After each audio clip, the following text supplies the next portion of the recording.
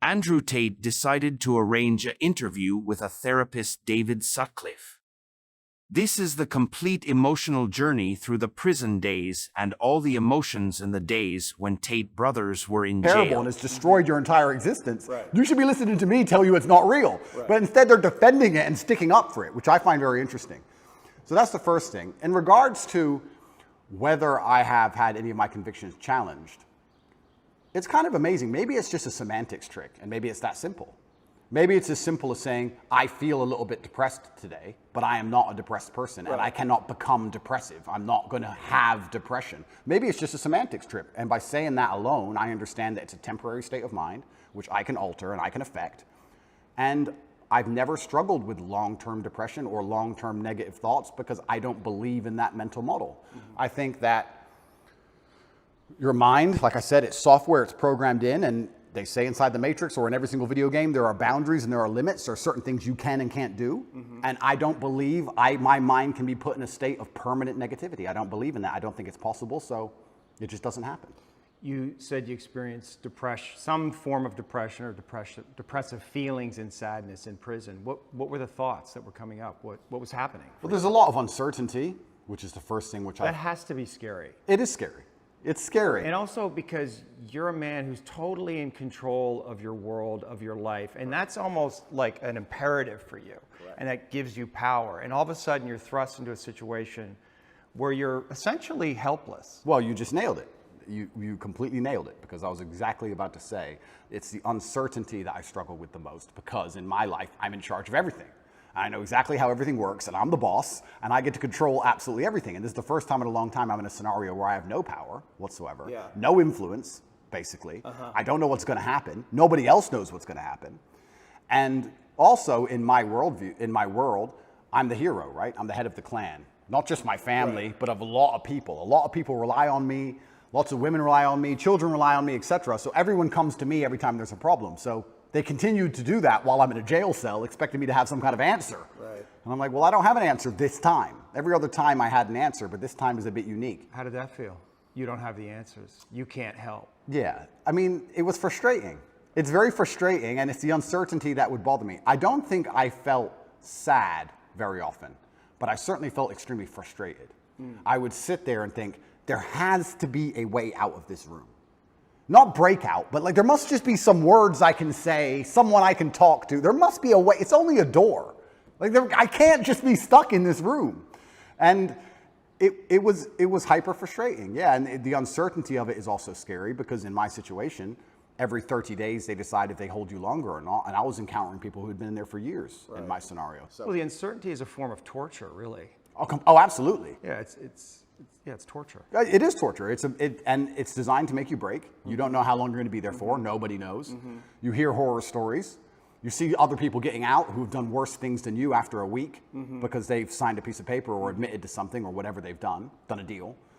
And you're sitting there, and yeah, it's hyper frustrating. And I think you have two choices as a man. Often when bad things happen, I feel like you can maybe get depressed and sad about it, but the other outlet's usually anger, or a form of anger.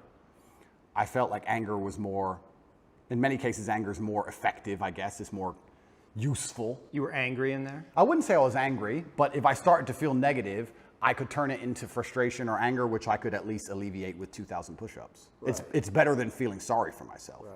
I feel like if I had to choose one of the two outlets, deciding to use controlled anger was more beneficial than sitting around feeling sorry for myself. I don't ever believe in moping or feeling sad. So when I was at my worst, perhaps I was a little bit angry.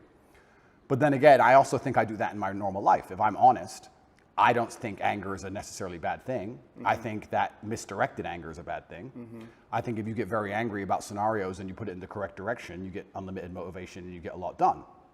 The water behind the dam, it can be destructive, but if it's pushing through the turbine, it powers the town, right? So if I wake up and I go, I want more money, if I can get pissed off enough about it, I can do 36-hour workdays, right? So there's nothing wrong with being angry in my world as long as you are putting it in the correct direction. It's uncontrolled anger, I think, is a problem. Right, anger can be used as a fuel, and it's necessary. And from my framework, anger sometimes is a mask for pain.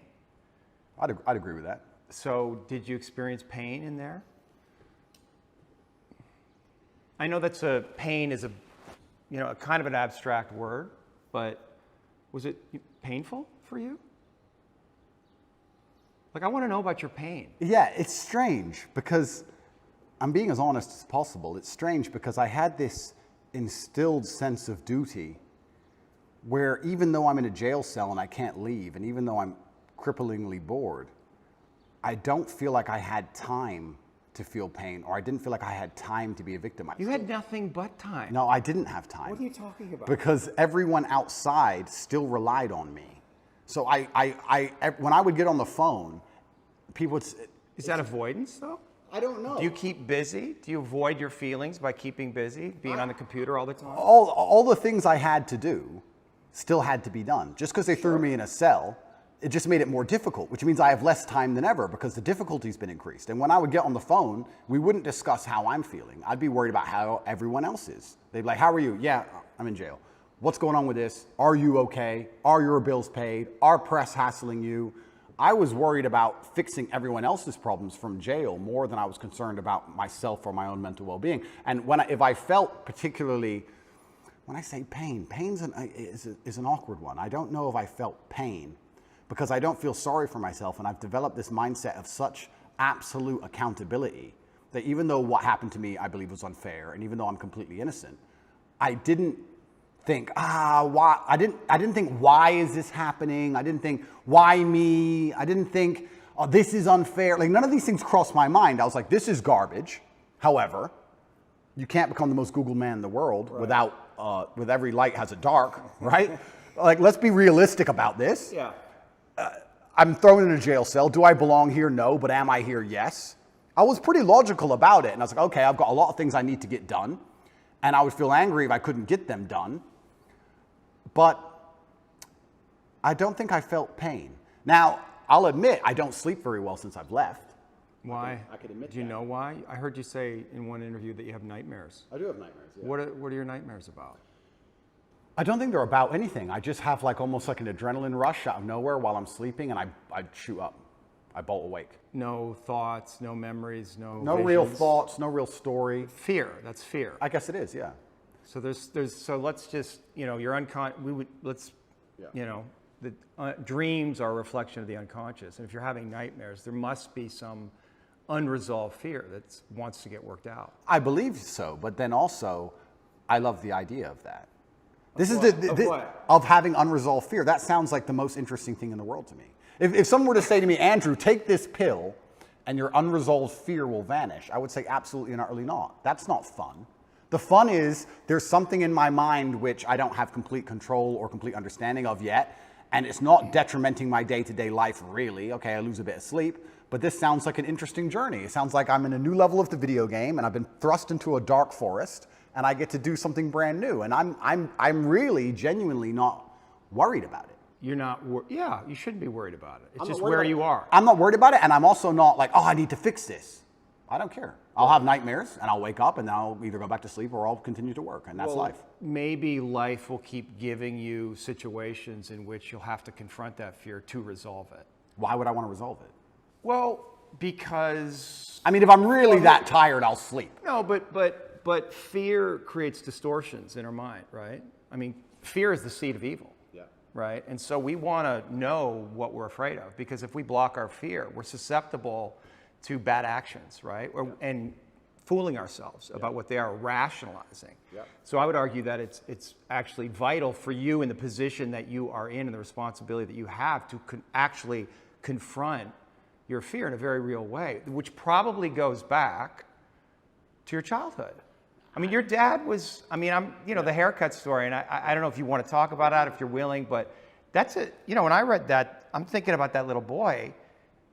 It must have been fucking terrifying. It is, but I do think I had the best father on earth. I'm not disputing that. Yeah. I mean, there's a lot of good that came from your father. I'm not disputing that your father was a good man. Yeah. When you say he could go from 0 to 100 like that for a little boy, it's scary. It's fucking scary. It is. That fear has to be in you. You don't know what the fuck he's going to do. Yeah, completely. Yeah.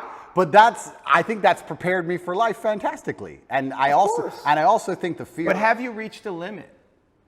Have tolerance? you, well, of the video game? I mean, you're facing all these charges. Yeah. right? So something, and maybe this is what you need to go through. I mean, you're on the hero's journey, right? And this is inevitable in some way. But also along the hero's journey, you have to die to be reborn. That's true. And I agree with all of that. But if I'm genuinely, I mean, I psychoanalyze myself all the time, which is one of the main reasons I don't believe in therapy and psychoanalysis. Psychoanalyze yourself. Of course you can. I do it myself. You don't think that's hubris? No. You can know your own mind, that you don't need reflection from others to see yourself, that you can see yourself perfectly? I think that, no, I don't think I can see myself perfectly, but I think that life is a perfect reflection. But why not get help? Why not? Like, because then it becomes a crutch. I like the idea that I can rely on myself to fix myself. well, you have a coach. Is that a crutch? No, it's not, because he's teaching me something. What's the difference? That's fine, but like if I had an affliction, I would like to be my own doctor. And I think with your mind, you can do a lot of it yourself. And I think if you have a very strict framework in how you measure how successful you are as a human, and I do it through competence and achievement, I say, which mindset do I need to achieve as much as I can possibly achieve? Right. And I can measure that in real time. I can measure that in literally dollars and world championship title belts. I can literally measure the success. I'll say, okay, well then this is the mindset I need to have to be as successful as possible. Anything that's deviating me away from that needs to be addressed and concerned and dealt with, and I can do that myself. And I think the fear that if it's fear that's waking me up from nightmares now, it's just because I understand there's a very big apparatus, a very big enemy, which I cannot destroy and I cannot beat, coming to get me. So I do think that wakes me up. I think the fear is healthy. I think I'd be stupid to not be afraid. But I don't necessarily want the fear to go away because I have no problems feeling bad.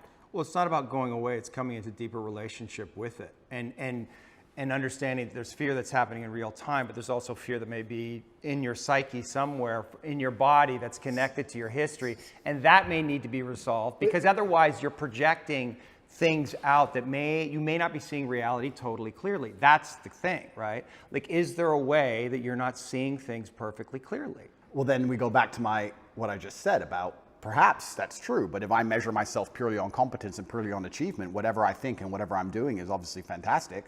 So I'm very happy with the mindset I have. And then we go into the argument, which is a level deeper, is am I supposed to be happy? Am I supposed to feel good? No, it's not happy. No, of course, but this is what I don't understand about people, especially men in the world today. Why are they so worried about being afraid? Why are they so worried about, I was afraid every time I fought. Yeah. I fought anyway. Yeah. Like, I don't let fear guide what I'm gonna do. I do what I'm supposed to do regardless of how I feel. So I don't see anything wrong with feeling fearful. I don't see anything wrong with feeling stressed or under pressure or anxious. All these things men are trying to get rid of. And I talk about men specifically. I gender this because I'm a man. I don't know how it feels to be a woman. But all these things that people are trying very hard to get rid of from their brains, I don't see why they need to leave. I will argue the point that if I feel anxious and pressured and stressed and fearful, I will get more done than if I was happy. I think if I was happy, I'd just be hedonistic and just wasting my time. I think that you get a whole bunch done with these negative connotations and negative emotions, and I think that life is suffering and pain, and you're here to go through it, and the sooner you get used to the taste, the more successful you're going to be. I have no interest in trying to change the flavor, my friend. The flavor of life is pain, and I will eat all of it. And it doesn't matter if they put me back in jail or not. I'm not sitting there going, how can I be happy in jail? I will sit in jail and say, yes, this sucks. It's supposed to suck. Yes, I'm not enjoying this. Yes, I'm anxious and paranoid. And yes, that guy might stab me. And yes, I can't sleep and I miss my family. And this is what's supposed to happen to me. And this is how I become the best man I can possibly be. And I'm going to succeed regardless. You're very convincing. You're so good though, right? It's almost like I feel like you can rationalize anything, right? It's almost like a trick. Magic trick? Well, you're really good at talking, you're really smart, and it's almost like any question you can turn and make it work for you, which is great. It's a skill, but there's also a place where there's the potential for self-delusion. Oh, absolutely. And I'm not even going to sit here and say that I'm not delusional to a degree. I'm not saying that self-delusion doesn't exist. We all are, right? Let me give you a very simple example. Let me try and use an analogy. I think the only thing better than having everything you want is not wanting anything, right? So I have every car on this planet. I have 40 supercars. Most people want a supercar. I have 40. But there's that unique 0.1% of people who genuinely don't want one. And I think that's more freeing than having everything you want. Right? So the true mindset is not wanting anything. Most people, the best they can do is having everything they want. And I feel like you can kind of do this with the emotions as well. I guess my general consensus is that I don't think I can change or affect the world to the point where pain and suffering and bad things are not going to happen. So isn't it best if I just enjoy all of that? Doesn't that make me as powerful as possible if I say, oh yeah, okay, this is going to suck, good. I mean, I do it when I fight. Yesterday I was fighting, right? We were doing 12 rounds and all of us were destroyed. And the more he hurt me, the more I wanted to hurt him back. The more he hurt me, the better it felt. The more powerful I felt, the more he hit me. Because then it's my turn, right? So if I can't stop him from punching me, and I'll do my best, but if I can't, then surely you should learn to enjoy it, right? And I don't think you can stop life from hitting you. And I don't think you can stop life from giving you unexpected surprises. And I don't think you can stop yourself from feeling sometimes sad or anxious or upset. So I think the best mindset you could adopt is finding that engaging and exciting. I'm not going to lie to you. Although I am facing very serious charges, and although they are trying to destroy my life, and although I cannot sleep the same, and although they're out to get me, and although I've suffered, part of me is excited. Part of me is like, okay. Why?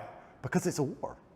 You like war? I think all men do. I do. Yeah, of course, all men do. So it's a battle. It's exciting. Yeah, it's exciting. So I'm not saying I'm glad it happened, because I'm certainly not. And I'm not saying I'm going to win. But I'm saying that I've trained myself to the point where if I were walking down the street and 10 men were to pull knives on me, I'd be intimidated, but 20% of me would go, this will be one to remember. Do you have a belief that you could take 10 men with knives? I have a belief that, yeah, I do. Because that's delusional. That's delusional. Yeah, but it gives me a best chance of possibly winning. Well, no, running away would give you the best chance of possibly winning, and then coming back and being safe, and then serving out your mission. Of course, I would run away in that scenario. But if I had to engage them, if I had to engage them, right.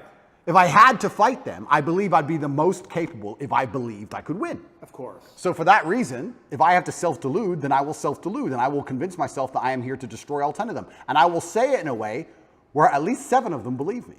And that's the most important part sometimes about all of this self-delusion, is that a lot of other people start to believe what you say. And I'm not saying that I say bad things. If a man were to sit in front of you and say, I can rip your head off with my little finger, and he said it in the right terms, and he truly believed it in his heart, you wouldn't want him to try. As ridiculous as that sounds, you'd be like, he's kind of big, maybe. You know, it crosses your mind. So I think that, yeah, I have psychoanalyzed myself, even though I'm not officially, certified. And I've decided that I can't stop bad things from happening to me. So instead, I'm going to enjoy bad things happening to me. And I'm going to build a mindset that makes me fearsome enough to succeed regardless of how stacked the odds are.